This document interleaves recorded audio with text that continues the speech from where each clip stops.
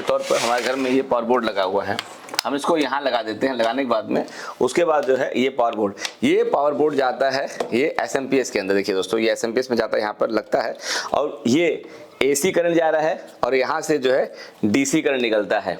क्योंकि जो कंप्यूटर, नमस्ते दोस्तों, कैसे आप लोग हैं? उम्मीद करता हूँ आप सब लोग ठीक ठाक होंगे।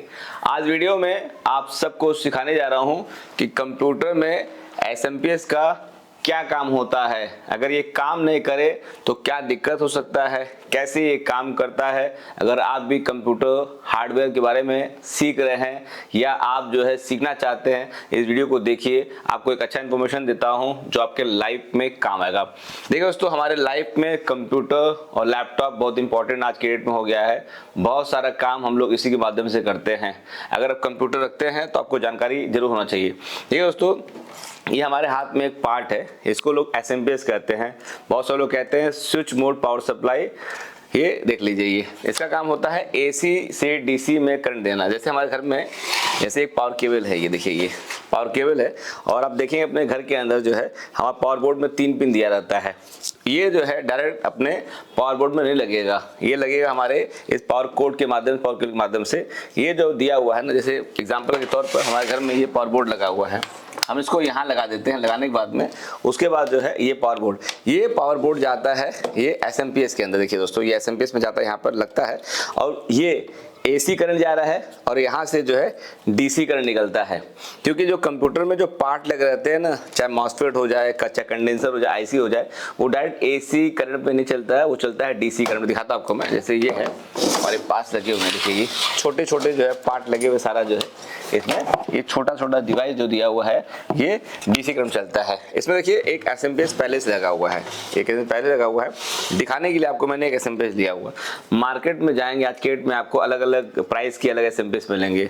काम सबका ही करता है कि कुछ सस्ता होता है, महंगा होता है। जैसे ये एसएमपीएस में पड़ा हुआ है, ये एसएमपीएस 500 रुपये मोटा मोटी है। ये सस्ता क्यों है और महंगा क्यों आता है? देखिए जो बाइंडिंग होती है, जो ये तार लगा हुआ ना, इसके अंदर जो अगर कॉपर वायरिंग तार रहेगी, एल्युमिनियम बाइंडिंग रहेगी, तो ये इस पर एल्युमिनियम बाइंडिंग रहेगी तो सस्ता आता है ये। अगर आप भी चाहते हैं कि आपके कंप्यूटर की स्पीड थोड़ी सी अच्छी मिले, आप भी चाहते हैं कि उसका लाइफ ज़्यादा रहे, तो आप भी थोड़ा महंगा वाला एसएमपीएस लीजिए। बजट नहीं है तो आप सस्ता वाला ले सकते हैं, ठीक है दोस्तों। तो ये एसएमपीएस काम होता है कि एसी करंट को डीसी में जो है देता रहता है। देखिए इतना सारा तार लगा हुआ निकला हुआ है, जो जानता होगा उसके लिए आसान होगा, जो नहीं जानता होगा उसके लिए कहेगा इतना तार लगा, कौन सा तार कहाँ लगा, कैसे सेट करें। सबका फिक्स है। देखिए दोस्तों, ये मान लीजिए ये एक कनेक्शन है, ये इसको बोलते हैं एटीएक्स कनेक्शन कहते हैं।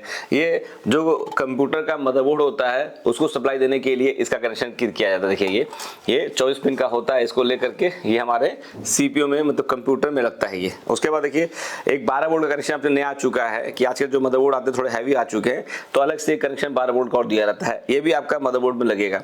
उसके अलावा और जो दिए हुए हैं, देखिए ये दिया हुआ हमारे पास, सपोज कर लीजिए ये एक हार्ड डिस्क है, ये दिख रहा है ना, ये हार्ड डिस्क है। हार्ड डिस्क को लगाना हमें कंप्यूटर में क्या कैसे चलेगा? इसको पावर चाहिए ना, एक डेटा चाहिए होता है और चाहिए पावर चाहिए होता है। तो देखिए इसमें 4 तार दिया हुआ है, एक साटा के तरीके से 4 दिया हुआ है। तो ये फिक्स नहीं है कि ये वाला लगेगा या नहीं लगेगा।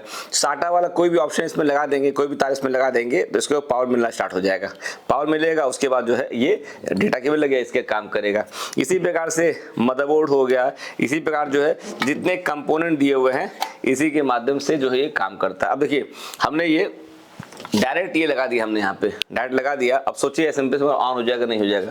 इसमें स्विचिंग होती है। अब ये जो है ये हमारा एसएमपीएस है, ये हमारा ये कंप्यूटर में सेट हो गया। सेट होने के बाद में मदरबोर्ड से जो है तार निकलता है, ला करके यहाँ पर पावर बोर्ड में कनेक्ट हो जाता है। उसके बाद इसको हम जो है ऑन ऑफ करते रहते हैं, समझ गए ना?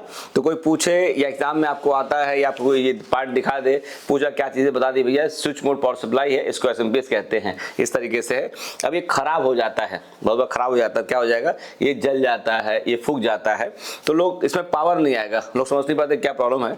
तो ये जब फूकता है मैक्सिमम बार क्या होता है, अगर आपके घर में हाई वोल्टेज आ गया, कुछ प्रॉब्लम है, ये फूक जाएगा, आगे प्रॉब्लम नहीं आता। कभी कभी ऐसा कुछ होता है, जैसे आसमान से बिजली गिर गया, बिजली गिरने के बाद में ये फूके के साथ में मदरबोर्ड जो होता है ना कंप्यूटर का, मदरबोर्ड उसका जो मेन चिप होता है वो जल जाता है। जब मदरबोर्ड का मेन चिप जल जाता है उसके बाद ये मदरबोर्ड चेंज करना पड़ता है, नया लगाना पड़ता है, फिर रिपेयर नहीं हो पाता है।